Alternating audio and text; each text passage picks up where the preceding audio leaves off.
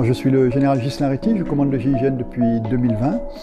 Le GIGN, c'est une unité principalement de contre-terrorisme, une unité d'intervention qui fait quand même 2800 missions par an, 1000 personnes. Actuellement, on est sur une dizaine de pays, donc c'est une unité à forte activité. Le principe du GIGN, c'est d'être autonome sur quasiment toutes ses capacités. Et pour faire une mission, quelle qu'elle soit, on a besoin en fait de dossiers d'objectifs, c'est-à-dire de dossiers qui sont travaillés en amont, qui nous permettent de visualiser sur quelle cible on va pouvoir travailler. Donc on a comme ça environ 145 000 dossiers d'objectifs, mais surtout la cellule anime tout un réseau de partenaires qui peuvent être des partenaires étatiques, ça peut être l'éducation nationale pour tous les établissements scolaires, ça peut être le ministère des Armées pour tous les sites de la Défense, mais c'est surtout des partenaires privés. Donc c'est tous les sites cultuels, c'est tous les sites culturels, c'est tous les supermarchés, enfin, tout ce qui peut potentiellement servir de cible pour une attaque terroriste, et d'ailleurs pas que terroriste.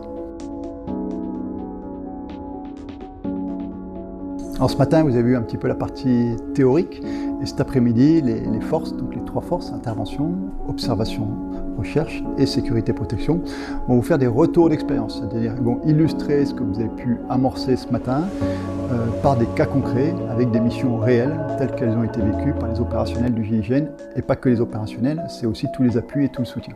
Les gens sont souvent surpris du spectre très très large des capacités du GIGN. Donc moi je trouve que c'est très intéressant de les recevoir, ça nous permet vraiment de leur exposer. En plus pour nous ce seront des relais ultérieurement.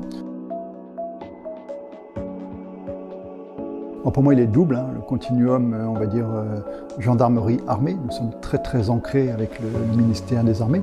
Mais il y a aussi surtout le continuum de sécurité entre le monde de la défense et le monde de la sécurité plus entreprise. Et là-dessus nous on travaille de façon récurrente, voire permanente, avec le monde de l'industrie. Je crois qu'on est connecté avec toutes les boîtes du CAC 40, on a toujours un lien direct avec eux.